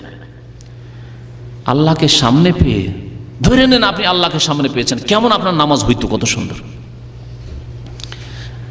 আপনি যদি আপনার নেতাকে সামনে পেয়ে যান, নেতার সামনে বসে আছেন, কথা বলতে হবে, যদি কথা বলতে ভালো না জানে, কি যে বলবো, কি বলতে কি বলি, ভুল না হয়ে যায়, কত যে ভয় করছেন আপনি। হ্যাঁ, আর কেমন লেবাস পোশাক পরে যেতে হবে, কেমন হয়ে যেতে হবে, কত সুন্দর সেজে যেতে হবে, কত সুগন্ধির সাথে যেতে হবে, যাতে গন্ধ না পায় আমার বস, আমার কফিল, অথবা আমার মিনিস্টার, অথবা আমার এমপি ইত্যাদি। এগুলি আপনার খেয়াল আছে, কিন্তু এ সমস্ত লোকের মালিক, আপনার কফিলের মালিক, বসের মালিক, আপনার মিনিস্টারের মালিক, আপনার নেতার মালিক, সমস্তের মালিক আল্লাহ পাক রব্বুল আলামিন, তার সামনে হাজির হচ্ছেন, আর ময়লা কাপড়, নোংরা কাপড়, শরীরে বগলে গন্ধ, আর বগলের চুল কাটার তো ফুরসত নেই। এই অবস্থায় যদি আপনি হাজির হন, এটিকে আপনার খুশি হইল? তারপরে যে আল্লাহ পাকের কিতাব তেলাওয়াত করছে, সূরা ফাতিহা তেলাওয়াত করছেন, অর্থই বুঝেন না, সানাতে পাঠ করলেন, অর্থই বুঝেন না, আরও সূরা পড়ছেন, অর্থই বুঝেন না, সুবহান রাব্বিয়াল আযীম কি বললাম অর্থই বুঝি না, সুবহান রাব্বিয়াল আলা অর্থই বুঝি না, আত্তাহিয়াতু লিল্লাহি ওয়াস সালাওয়াতু ওয়াত-তাইয়্যিবাতু লিল্লাহি বলছি, কিন্তু কি বলছি লিল্লাহ কিছুই বুঝলাম না, আসসালামু আলাইকা আইয়ুহান নবী কিছুই বুঝলাম না, কিছুই আল্লাহুম্মা সাল্লি আলা মুহাম্মদ পড়লাম, কিছুই বুঝলাম না। এ কি আর খুশু? তাহলে খুশু তৈরি করতে হলে যা বলছে আমি নামাজের মধ্যে তা বুঝতে হবে, অনুধাবন করতে হবে, এবং মন লাগিয়ে পড়তে হবে, সেদিকে মন লাগাতে হবে, সেজদার দিকে দৃষ্টিকে নিবদ্ধ করতে হবে, এইভাবে নামাজ আদায় করতে হবে। নামাজে দাঁড়িয়ে যাওয়ার পরে আব্দুল্লাহ বিন জুবাইর রাদিয়াল্লাহু তাআলা আনহু প্রখ্যাত সাহাবী এবং মক্কার খলিফা ছিলেন। তিনি যখন মক্কাতুল মুকাররমে কাবার সামনে নামাজ পড়তেন, তার জীবনীতে লেখা হয়েছে সিরাতে, যে পাখি মনে করতো যে এখানে কোনো শুকনো কাঠ দাঁড়িয়ে আছে, কতক্ষণ ধরে যে দাঁড়িয়ে কিয়াম করছেন তিনি, শুকনো কাঠ আর পাখি বসে যেত মাঠে, এইরকম নামাজ। আর আজকাল আমাদের দেশের নামাজ মনে হচ্ছে নামাজ শুরু করলেই চুলকানি পাচড়া হয়ে যায়, নামাজ শুরু করলেই। আমাদের দেশের নামাজ তো বুঝতেই পারেন, ইতমিনান নেই, এইরকম নামাজ না। খুশুর সাথে নামাজ পড়তে হবে। খুশু মানে হচ্ছে, খুশুর সম্পর্ক অন্তরের সাথে, এক হচ্ছে অন্তরের সাথে সম্পর্ক এই নামাজের, আন্তরিকতার সাথে নামাজ পড়তে হবে। আল্লাযীনা হুম ফি সালাতিহিম খাশিউন, আল্লাহ পাক ইরশাদ করেছেন সূরা মুমিন আয়াত নম্বর 2। নামাজের 6 নম্বর দিক হেফাজতের এবং নামাজ কায়েম করার, তা হচ্ছে নামাজ আদায় করতে হবে নবী করিম সাল্লাল্লাহু আলাইহি সাল্লামের সুন্নাত মোতাবেক। আপনার নামাজ আমার নামাজ কেমন নামাজ হবে? যেমন ছিল নবী করিম সাল্লাল্লাহু আলাইহি সাল্লামের নামাজ। নবী করিম সাল্লাল্লাহু আলাইহি সাল্লামের নামাজে যেমন ফরজগুলি ছিল ফরজ আদায় করতে হবে, যেমন ওয়াজিবাত ছিল ওয়াজিবাত আদায় করতে হবে, যেমন সুন্নত ছিল সুন্নতগুলি আদায় করতে হবে, সুন্নতগুলো ছেড়ে দিলে হবে না। আজকালকার লোকের প্রশ্ন, আচ্ছা ওই সুন্নতটা না করলে হবে না কেন? প্রশ্ন আপনার এটি কেমন মুসলিম, কেমন নবীর উম্মত যে নবী সাল্লাল্লাহু আলাইহি ওয়াসাল্লাম ওইভাবে নামাজ পড়লেন, আর জিজ্ঞাসা যে ওই সুন্নতটি না আদায় করলে হবে না। এক ভাই জিজ্ঞাসা করে, আজকে জুমা মসজিদে জিজ্ঞাসা করছেন, নতুন মানুষ ছিলেন মনে হয়, জিজ্ঞাসা করছেন যে নামাজে যদি কেউ রাফায়দান না করে তো হবে না? আপনার যদি এই বিশ্বাস থাকে যে রাসূলুল্লাহ সাল্লাল্লাহু আলাইহি ওয়াসাল্লাম রাফায়দান করে নামাজ পড়েছেন এবং হাদিস যদি আপনার কানে পৌঁছে যায় বা চোখে দেখে নিয়ে থাকেন, তাহলে আপনার জন্য ফরজ এভাবে নামাজ পড়তে হবে। আপনার বিশ্বাস আছে যে নবী সাল্লাল্লাহু আলাইহি ওয়াসাল্লাম এইভাবে নামাজ পড়েছেন এবং আপনি হাদিস জেনে গেছেন, এমন নয় যে জানতেন না, আলাদা ব্যাপার। আর আপনার ওই হাদিস মানে আপনার জন্য ফরজ, কারণ নবী সাল্লাল্লাহু আলাইহি ওয়াসাল্লাম নামাজ পড়েছেন। সে রফেদানের হুকুম সুন্নত হোক, আর সুন্নত ছেড়ে দিতে হবে নাকি? আমি মাঝে মাঝেই বলি যে আজকালকার মানুষকে যদি সুন্নত বলা হয় তো ছেড়ে দেবে কেন? সুন্নত মানে কার? নবী করিম সাল্লাল্লাহু আলাইহি ওয়াসাল্লাম, মানে ওইভাবে নামাজ পড়তে হবে, তাহলে নবীর ফটোকপি হবে আপনার নামাজ। আল্লামা শাহ ওলিউল্লাহ মুহাদ্দিস দেহলভী রহমতুল্লাহ আলাইহি, শাহ ওলিউল্লাহ মুহাদ্দিস দেহলভী, তার নাম এই জন্য উল্লেখ করেছি যে তাকে শ্রদ্ধা করে ভারত, বাংলাদেশ, পাকিস্তান উপমহাদেশের আহলে হাদিসরাও, হানাফি দেওবন্দিরাও, হানাফি বেরলভীরাও, সকলে শাফিগুলো যারা শাফি রয়েছে সাউথ ইন্ডিয়াতে, তারাও সকলেই শ্রদ্ধার নজরে দেখে এবং মনে করে যে তিনি ভারত উপমহাদেশের মোগল আমলে হাদিসের ওস্তাদ ছিলেন। ওস্তাজুল হাদিস ফিল হিন্দ তাকে বলা হয়, শাহ ওলিউল্লাহ মুহাদ্দিস দেহলভী। প্রথম তিনি মদিনায় এসে আবু তাহের মাদানির কাছ থেকে বুখারী পড়ে গেলেন। ভারতে তখন বুখারী পড়ার কোনো ব্যবস্থা ছিল না, ভারতে ছিল না, ঢাকায় ছিল না, কোনো জায়গায় ছিল না। দিল্লি যে মোগলদের মসনদ ছিল রাজধানী, সেখানেও বুখারী পড়ার ব্যবস্থা ছিল না, খুব বেশি তালিম ছিল মিশকাত পর্যন্ত, আর শুধু ফিকহ পড়া। প্রথম আসলেন মদিনায়, হজে আসলেন, আসার পরে মক্কা মদিনায় এসে মদিনায় বেশ কয়েক বছর থেকে গেলেন, হাদিস পড়লেন তিনি। বুখারী পড়ার পরে বগলে করে বুখারী নিয়ে গেলেন, প্রথম বুখারী দার্স শুরু করলেন গিয়ে দিল্লিতে তিনি, শাহ ওলিউল্লাহ মুহাদ্দিস দেহলভী। তার পিতা শাহ আব্দুর রহিম দেহলভী, তিনি বাদশাহ আওরঙ্গজেব যে আলমগীর, দীর্ঘদিন তিনি বাদশাহী করেছেন ভারতের এবং খুব ন্যায়পরায়ণ বাদশাহ ছিলেন। তার যে ওলামা পরিষদ ছিল, ওলামা কাউন্সিল মজলিস ছিল, তার একজন গুরুত্বপূর্ণ সদস্য যারা ফাতাওয়া আলমগীরি লিখেছেন, ফাতাওয়া আলমগীরি যারা সংকলন করেছেন, তাদের একজন ছিলেন এই শাহ ওলিউল্লাহ মুহাদ্দিস দেহলভীর বাবা শাহ আব্দুর রহিম দেহলভী। শাহ ওলিউল্লাহ মুহাদ্দিস দেহলভীকে জিজ্ঞাসা করা হয় রফুল ইয়াদাইন সম্পর্কে। আমি যদি বলি রফুল ইয়াদাইন, তো একজন বলবে মনসুখ হয়ে গেছে, আর একজন বলবে না আমাদের মযহাবে নেই। শাহ ওলিউল্লাহ মুহাদ্দিস দেহলভী কি ছিলেন? বংশগত হানাফি ছিলেন, কিন্তু কোরআন সুন্নাহর বাইরে ছিলেন, কোরআন সুন্নাহর কাছাকাছি ছিলেন। সেই জন্য তাকে যখন জিজ্ঞাসা করা হলো রফুল ইয়াদাইন সম্পর্কে, এবং শুধু জিজ্ঞাসা না, তার কিতাবে আজ পর্যন্ত মওজুদ আছে। যেসব ভাইরা কওমি মাদ্রাসা সম্পর্কে খোঁজ রাখেন, দাওরায়ে হাদিসে এই কিতাব পড়া হয়, হানাফি মাদ্রাসায় পড়া হয়, আহলে হাদিস মাদ্রাসায় পড়া হয়, অন্য দেওবন্দি বেরেলভী সব মাদ্রাসাগুলিতে পড়া হয়। হুজ্জাতুল্লাহুল বালেগায় তিনি উল্লেখ করছেন রফুল ইয়াদাইন সম্পর্কে, দুই হাত উঠানো যে তাকবীরে তাহরিমার সাথে, ওখানে তো সবাই মানে, কিন্তু রুকুতে যাওয়ার সময়, রুকু থেকে উঠার সময়, তাই না? আর 3 রাকাত বা 4 রাকাত বিশিষ্ট নামাজে যখন প্রথম তাশাহুদ থেকে উঠবেন, এই সময়গুলিতে।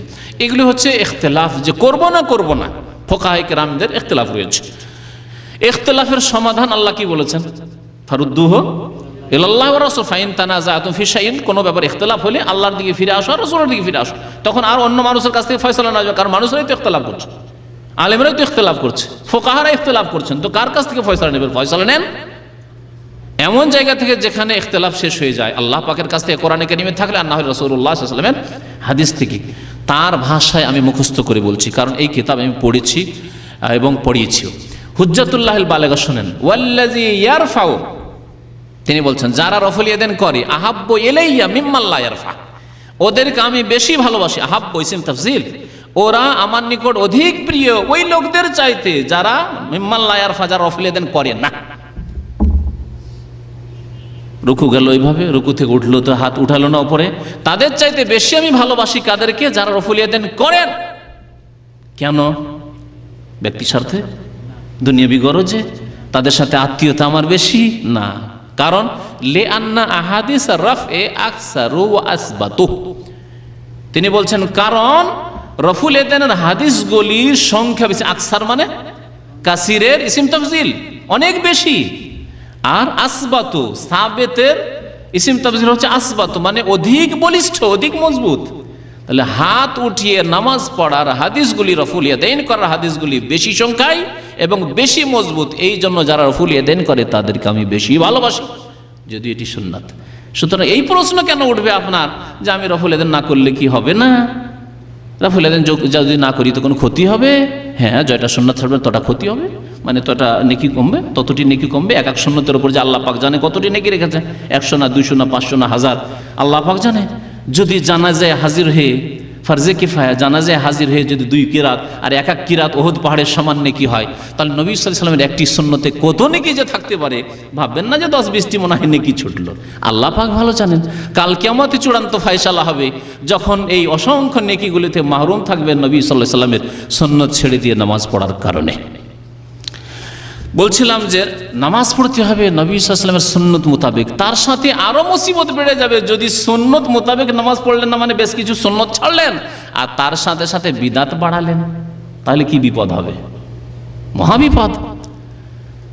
বিদাতি নামাজের সংক্ষেপে দৃশ্য, নামাজ শুরু হবে কি দিয়ে, তাদের নিয়ত পড়ে, নামাইতো পড়ে, যায় নামাজের মুসাল্লার দোয়া পড়ে, নিওয়াজহাতো পড়ে, আর ইমাম যদি হয় তাহলে আনা ইমামুল লিমান হাজার আমাল্লামে হাজার বলে, হাজ যদি মুক্তাদি হয় তাহলে ইকতাদাই তো বিহাজাল ইমাম বলে, তাই না? তারপর নামাজ শুরু হবে, তখন পায়ে পা গ্যাপ রাখতে হবে, একটু শয়তানের জন্য জায়গা রাখতে হবে, হবে না? রাখে না নাকি? আজকে জুমা মসজিদে 2 দিকে 2টা পড়েছে ওই রকম। আমার সুন্নত নামাজগুলিতে আমার ছেলেগুলি আশেপাশে থাকে, কিন্তু ফরজ নামাজে তো মুসিবত হয়ে যায়, কারণ ছেলেগুলি দৌড় দেওয়ার চেষ্টা করে অন্যদের মতে, আগে গিয়ে যত আগে যেতে পারি, তো সব তো এদিক ওদিক চলে গেল, পাশে পড়লো 2টা অবাঞ্ছিত সুন্নতের খেলাফ নামাজি। এইদিকে একটা আছে ডান দিকে, ও দেখি শুধু পা ঘুসুর ঘুসুর টেনে নিচ্ছে, ওর সাথে সাঁটা ছুটে নিচ্ছে। আরে বাবা, কি মুসিবত হলো! এই কাজ তো আর নামাজ শুরু হয়ে গেলে তো করা যাবে না, কারণ অনেকে আবার এইরকম করে, নামাজ শুরু হওয়ার পরে ওকে চাপতে থাকে, না রে ওইটাও করা ঠিক না, ও যাচ্ছে সুন্নতের খেলাফ করে, গুনাহগার হবে। সাঁটাচ্ছে, ও সরে যাচ্ছে। বাম দিকে যেটা আছে ওটা এক দেশি ভাই আছে, ও তো আরো সরবে। এদিকে যেটা ছিল আরো অশিক্ষিত জাহিল ছিল, দেখলাম পর দেখছি আরব ওই ইয়ামানি বা ওই জাহিরগুলো হবে, তো দেখছি এটাও সরে যাচ্ছে, এরও অ্যালার্জি, চুলকানি আছে। আর এটা তো মানে জানাই আছে যে দেশি নামাজ মানে শয়তান একটা জায়গায় আধা হাত বা 4 আঙুল তো ছাড়তেই হবে, অথবা বড়দের সামনে থাকলে পায়ে পা লাগানো বেয়াদবি হয়ে যাবে, এইসব শয়তান শিখিয়ে দিয়েছে। নবী করিম সাল্লাল্লাহু আলাইহি ওয়াসাল্লাম বলছেন তারাসু, সেটে যাও, রাস মানে একবারে সীসা পিঘলানোর মতো দাঁড়াও, সুদ্দুল খালাল, ছিদ্রগুলি বন্ধ করে দাও। এগুলি কার কথা? নবী করিম সাল্লাল্লাহু আলাইহি ওয়াসাল্লামের কথা। আবু দাউদের হাদিস, সহিহ বুখারীতে বিভিন্ন হাদিস রয়েছে, সহিহ বুখারীতে রয়েছে। আনাস বিন মালিক রাদিয়াল্লাহু তাআলা বলছেন যে আমরা সাহাবায়ে কেরামরা কাঁধে কাঁধ মিলিয়ে নিতাম, ওয়াল কাদাম বিকাদামিহি ওয়াল কাব বিকাবিহি, টাকনার সাথে টাকনা মিলাইতাম, পায়ের সাথে পা মিলাইতাম। আর এরা বলছে না না না, জায়গা রাখতে হবে। ওয়ালা তাজালু ফুরুজাতিল লিশ-শায়তান, শয়তানের জন্য খালি জায়গা রাখিও না। কে বলছেন? রাসূলুল্লাহ সাল্লাল্লাহু আলাইহি ওয়াসাল্লাম। আপনি নামাজের নবীর নামাজ পড়ছেন, এইভাবে আপনার সাথে সাথে আপনি দূরে সরে যান, এমনভাবে দাঁড়ান যাতে করে আপনার সাথে কেউ ছাঁটতে না পারে। আল্লাহ যেন বোঝার তৌফিক দান করেন এবং সুন্নত মোতাবেক আমল করা, নামাজ পড়া তৌফিক দান করেন। তো বলছিলাম যে নবী করিম সাল্লাল্লাহু আলাইহি ওয়াসাল্লামের নামাজের মতো নামাজ পড়তে হবে। মালিক বিন হুয়াইরিস রাদিয়াল্লাহু তাআলা একটি হাদিস বর্ণনা করছেন, বলছেন যে নবী সাল্লাল্লাহু আলাইহি ওয়াসাল্লামের কাছে আমরা আসলাম, ওয়া নাহানু শাবাবা, যুবক লোক সব ছিলাম, মুতাকারিবুনা, সব একই বয়সের কাছাকাছি। ফাআকামনা ইনদাহু 20 লাইলা, 20 দিন ইসলাম কবুল করার পরে 20 দিন আমরা থাকলাম। যুবকদেরকে দেখে নবী সাল্লাল্লাহু আলাইহি ওয়াসাল্লাম একটু মায়া হলো, যে লোকগুলির বিবি বাচ্চা বাড়িতে হয়তো আছে, নতুন নতুন বউ ছেড়ে এসছে, আর কতদিন থাকবে। ফাজান্না আন্না ইশতাকনা আহলানা, নবী সাল্লাল্লাহু আলাইহি ওয়াসাল্লামের খেয়াল হলো যে আমাদের হয়তো বিবিরা খুব মনে পড়ছে। 20টা দিনেই যদি নবী সাল্লাল্লাহু আলাইহি ওয়াসাল্লাম এত খেয়াল রাখেন উম্মতের যে কত বিবি মনে পড়ছে, তো যারা 1 বছর 2 বছরের জন্য আছেন, হ্যাঁ, আল্লাহ পাক যেন আমাদেরকে যেন ধৈর্য ধরা তৌফিক দান করেন এবং আল্লাহ পাক যেন গুনাহ থেকে বাঁচিয়ে রাখেন। ওয়া সাআলানা আম্মান তারাকনা, জিজ্ঞাসা করলেন যে কি ব্যাপার, ফি আহলিনা, বাড়িতে কি আছে, বিবাহিত, তুমি বিয়ে করেছো, তুমি বিয়ে করেছো। নবী সাল্লাল্লাহু আলাইহি ওয়াসাল্লাম তাহলে সাহাবায়ে কেরামদের, নতুন মুসলমানদের খোঁজ খবর নিতেন। জিজ্ঞাসা করলেন, ফাআখবারনা, বললাম যে হ্যাঁ আমরা বিয়ে করেছি। ওয়া কানা রাফিকান রাহিমান, নবী সাল্লাল্লাহু আলাইহি ওয়াসাল্লাম অত্যন্ত নম্র ছিলেন এবং অত্যন্ত দয়ালু ছিলেন। রাহিমান, অত্যন্ত রফিক এবং রাহিম ছিলেন। ফাকালা ইরজু ইলা আহলিকুম, যাও তোমরা যুবক মানুষ, যাও নিজের বিবিদের কাছে যাও, আর যা শিখলে তার উপর আমল করো গিয়ে। ফাআল্লিমুহুম, ওদেরকে যা কিছু শিখেছো তাদেরকে তালিম দাও, যাও স্ত্রীকে শিখাও, আত্মীয় স্বজনদেরকে শিখাও, নিজের গ্রামবাসীকে শিখাও। ওয়ামুরুহুম, এবং তাদেরকে আদেশ করো, ওয়াসাল্লু, এবং তোমরা নামাজ পড়ো। কামা রাআইতুমুনি ওয়াসাল্লি, ওয়াসাল্লু কামা রাআইতুমুনি। যে হাদিসটা আপনারা এক অংশ মুখস্থ রেখেছেন, এটা এই বড় হাদিসের একটা অংশ। ওয়াসাল্লু কামা রাআইতুমুনি ওয়াসাল্লি, তোমরা যে 20 দিন আমাকে দেখলে যেমন ভাবে নামাজ পড়তে ওই রকম নামাজ পড়বে। নামাজকে 4 ভাগে বিভক্ত করবে না, যে এটা হচ্ছে মালিকি নামাজ, হাত ছেড়ে নামাজ, এটা হচ্ছে হানাফি নামাজ, এটা হচ্ছে শাফি নামাজ, বুঝতে পেরেছেন? এইভাবে ভাগ করবে না। সাল্লু কামা রাআইতুমুনি ওয়াসাল্লি, যেমন নামাজ পড়তে দেখেছো ওই রকম নামাজ পড়ো। 20টা দিন দেখলে যথেষ্ট, দেখে নিয়েছো, যথেষ্ট শিখে নিয়েছো, ওইভাবেই নামাজ পড়বে। ওয়াইজা হাজারাতিস সালাত, নামাজের যখন সময় উপস্থিত হবে, ফালিউআযিন লাকুম আহাদুকুম, তোমাদের একজন আজান দেবে। আজান দেওয়ার ক্ষেত্রে যোগ্য ব্যক্তি হওয়া জরুরি নয়, একজন আজান দিলে হয়। আহাদুকুম বলেছেন নবী সাল্লাল্লাহু আলাইহি ওয়াসাল্লাম। সুম্মা লিউআম্মাকুম আকবারুকুম, অতঃপর তোমাদের যেন ইমামতি করে তোমাদের যে বড়। বড়কে কেন ইমামতি করতে বললেন? হ্যাঁ, বড় ইমামতি করবে নাকি? হ্যাঁ, কে বলবে এর উত্তর? নবী করিম সাল্লাল্লাহু আলাইহি ওয়াসাল্লাম এই হাদিসে বললেন বড়কে ইমামতি করতে। বড় তাহলে আমার আব্দুল খালেক ভাই বড় আছেন বয়সে, দাড়ি সাদা হয়ে গেছে, ওনাকে এই সমস্ত লোকের ইমামতি দিয়ে দেবেন নাকি তাহলে? হ্যাঁ, এলেমের দিক দিয়ে বড় নবী সাল্লাল্লাহু আলাইহি ওয়াসাল্লাম কথা বলেননি, আকবরকুম বলেছেন। একসাথে মুসলমান হয়েছে, 20 দিন হয়েছে, তাহলে শিখেছে সমান সমান। নবী সাল্লাল্লাহু আলাইহি ওয়াসাল্লাম ভালো করে জানছে শিক্ষার দিক দিয়ে সবটি তো সমান সমান। সমস্তগুলি যদি দাওরা ফারিক হয়, কামেল পাস, 10 জন আছে কামেল পাস, সবগুলি কামেল পাস, তাহলে কি করবেন? হ্যাঁ, তা 10 জনের 10 জনই হাফেজ, তাহলে কি করবেন? কোন হাফেজকে দিবেন? বয়স দেখতে হবে। তাহলে এই কথাই এখানে বলা হয়েছে, যেহেতু 20 দিন হয়েছে, 20 দিনে মোটামুটি সবাই দর্শে হাজির থেকেছেন, সমান সমান শিখেছেন। নবী সাল্লাল্লাহু বললেন যে তোমাদের মধ্যে যে বড় সেই ব্যক্তি ইমামতি করবে। তো বলছিলাম যে নামাজ নবী করিম সাল্লাল্লাহু আলাইহি ওয়াসাল্লামের সুন্নত তরিকায় পড়তে হবে। নামাজের সালাম ফেরার পরে আমাদের সে বিদআত শুরু হয়ে যায়। মোনাজাত না করলে খবর আছে, মোনাজাত না করে উঠেই দেখেন। অথচ নবী সাল্লাল্লাহু বলছেন যে নামাজ শুরু হয় কোত্থেকে? মিফতাহুস সালাত আত-তুহুর, নামাজের চাবি হচ্ছে পবিত্রতা, ওযু, ওয়া তাহরিমুহাত তাকবীর, এবং নামাজের তাহরিম, নামাজের আরম্ভ, তাহরিম এখান থেকে দুনিয়ার কাজ কর্ম কথা হারাম, এবং নামাজ শুরু হয়ে গেল তাকবীর দিয়ে, আল্লাহু আকবার, তাকবীরে তাহরিমা দিয়ে নামাজ শুরু। আর দেশীয় নামাজে নামাইতো দিয়ে নামাজ শুরু, যায় নামাজে দিয়ে দিয়ে নামাজ শুরু, তারপর ইক্তেদায়ে বিহাযাল ইমাম বলতে হবে। কোথায় পেলেন এসব কথা? আপনার নবী আমার নবী সাল্লাল্লাহু আলাইহি ওয়াসাল্লাম তো বলছেন যে তাহরিমুহাত তাকবীর, আল্লাহু আকবার দিয়ে নামাজ শুরু হয়ে গেল। ওয়া তাহলিলুহাত তাসলিম, এবং নামাজ শেষ তাহলিল, সবকিছু হালাল হয়ে গেল আপনার জন্য। দুনিয়ার কাজ কর্ম কথা, চলে যাওয়া, উঠে যাওয়া, গাড়িতে চড়া, সফর শুরু করা, হ্যাঁ, মসজিদের বাইরে চলে যাওয়া হালাল হয়ে গেল। তাসলিম, সালাম ফিরলেই তো সালামের পরে বাধ্য হয়ে বসে থাকতে হবে, দোয়া মোনাজাত সম্মিলিত করতে হবে। ইমামের মোনাজাতে কেন শরীক হলেন না? আপনার খবর আছে, আপনার এই মসজিদে আসা চলবে না। দেশে ছুটি যান, আর গিয়ে যদি মোনাজাতে সম্মিলিত মোনাজাতে হাজির না হন, তাহলে দেখেন গ্রামের লোক কি করে। আপনার এটাই করবে, এই বিদাতি কাজই করবে, এই জুলম অত্যাচার করবে যে আপনি মসজিদে আসবেন না, আমাদের ইমাম সাহেবের সাথে মোনাজাত করেন না, আপনার দোয়া নসিব হলো না। আমাদের এক ভাই বলেছে যে কখনো আপনাকে দোয়া করতে দেখলাম না, তো বদনসিব। আর এই বদনসিব জানে না যে বিদাতি হয়ে জাহান্নামে যাবে, এই বদনসিব খবর রাখে না। সবচেয়ে বড় বদনসিব যে তাওহীদ থেকে দূরে অথবা সুন্নাত থেকে দূরে, নবীর তরিকা থেকে দূরে। কুল্লু বিদাতিন দালালা, কুল্লু দালালাতিন ফিন্নার, প্রত্যেক বিদাত হচ্ছে গুমরাহি, আর গুমরাহির পরিণাম হচ্ছে জাহান্নাম। আর দোয়া করবেন, আল্লাহকে ডাকবেন, যত নির্জনে ডাকবেন তত ভালো। যত আপনি অন্ধকারে ডাকবেন, যেখানে আপনার ছাড়া কেউ জানতে পারলো না, আপনার স্ত্রী অনেক সময় জানতে পারলো না, তত বেশি সুন্দর করে কাঁদতে পারবেন ইখলাসের সাথে। মানুষের সামনে কান্না হলে অনেক সময় ভান করে কান্না হয়, অনেক সময় শয়তান আরেক দিক দিয়ে একটা রাস্তা খুঁজে যে লোকের সামনে কাঁদতে পেরেছিস মানে তোকে তো লোকেরা খুব ভালোবাসবে, এখন আল্লাহর ওলি মনে করবে। শয়তান ওই দিক দিয়ে তোমাকে গুমরা করে, ভালো মানুষদেরকে এভাবে গুমরা করবে। সুতরাং যদি নির্জনে কান্না করতে পারে আল্লাহর সামনে এবং দোয়া করতে পারে আরও ভালো। রাত্রে উঠে তাহাজ্জুদ পড়ে আপনি কাঁদেন, সেজদায় পড়ে পড়ে কাঁদেন, আল্লাহর কাছে দোয়া করেন। কিন্তু দোয়া মানে এই নয় যে বিদাতি মোনাজাত, আর এর নাই মনে করেন যে আপনি খুব ভাগ্যবান। না, ভাগ্যবান না, আপনি বিদাতি। নামাজ সালাম ফিরলেই শেষ হয়ে যায়। সুতরাং ওইভাবে নামাজ পড়তে হয় যেইভাবে নবী করিম সাল্লাল্লাহু আলাইহি ওয়াসাল্লাম নামাজ পড়েছেন।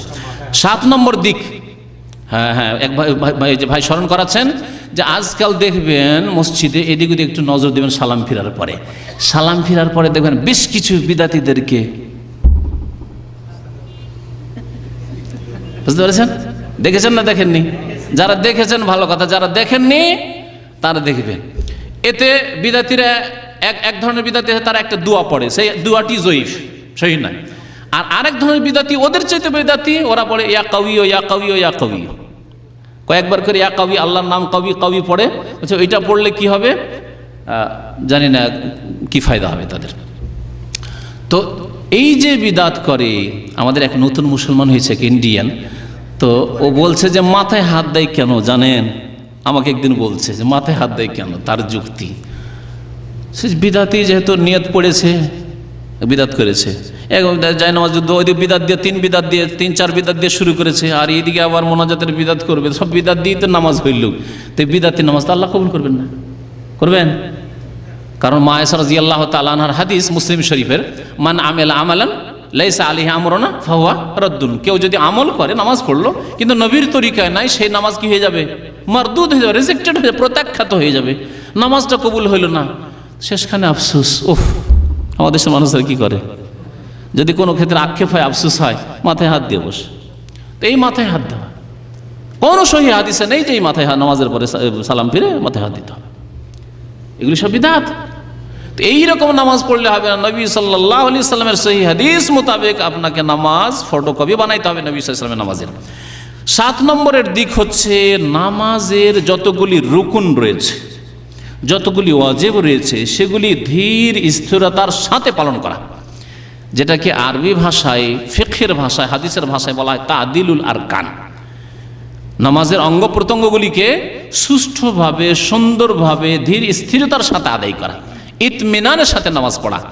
যেই ইতমিনান এবং ধীর স্থিরতা আমাদের দেশীয় নামাজে নেই। একামত শেষ হওয়ার সাথে সাথে, একামত শেষও হয় না অনেক সময়, ইমাম কি করে, ওইদিকে তাকবীর দিয়ে বসে আছে, কাতারগুলি সোজা করে নেন, সাউ সফুফাকুম ইতাদিল, ওইসব নেই। হ্যাঁ, আগের কাতার পুরা করেন। কোনোদিন শুনেছেন এই সুন্নাত?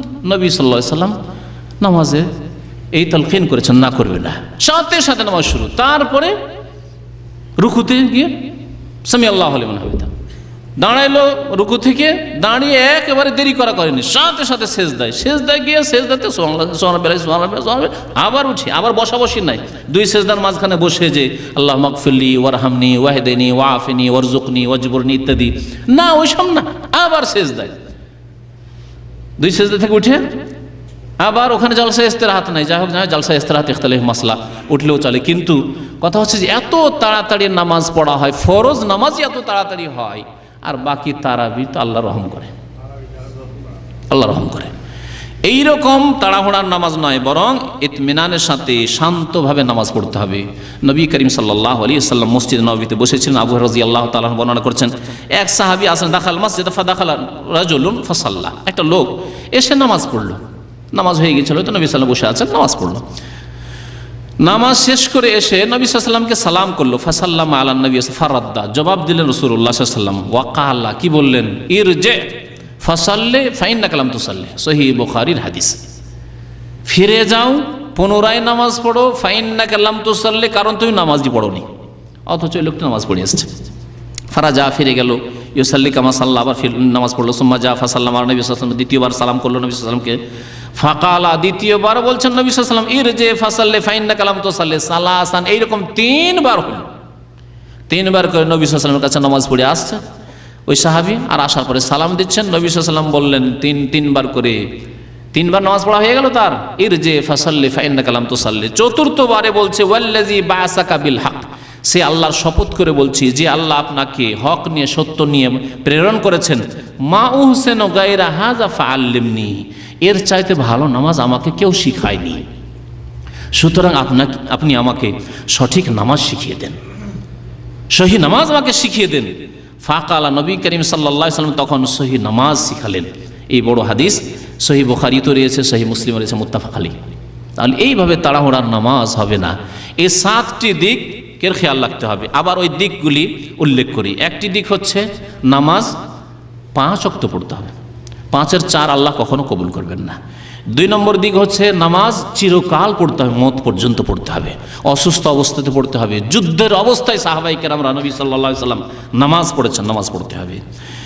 3 নম্বর হচ্ছে সময় মতো ওয়াক্তে নামাজ পড়তে হবে। 4 নম্বর হচ্ছে বাজামাত পুরুষদেরকে নামাজ পড়তে হবে। 5 নম্বর হচ্ছে খুশু খুজুর সাথে নামাজ পড়তে হবে। 6 নম্বর হচ্ছে নবী করিম সাল্লাল্লাহু আলাইহি ওয়াসাল্লামের সুন্নত মোতাবেক নামাজ পড়তে হবে। 7 নম্বরে হচ্ছে কি বললাম ফরজ ওয়াজিব সুন্নতুলকে ধীর স্থিরতার সাথে তাদিলে আর কানের সাথে ইতমিনানের সাথে প্রশান্তির সাথে নামাজ পড়তে হবে, তাড়াহুড়া করে নয়। আল্লাহ পাক যেন আমাদেরকে নেক আমলের তৌফিক দান করেন। আল্লাহ পাক আমাদের নামাজ যেন কবুল করেন।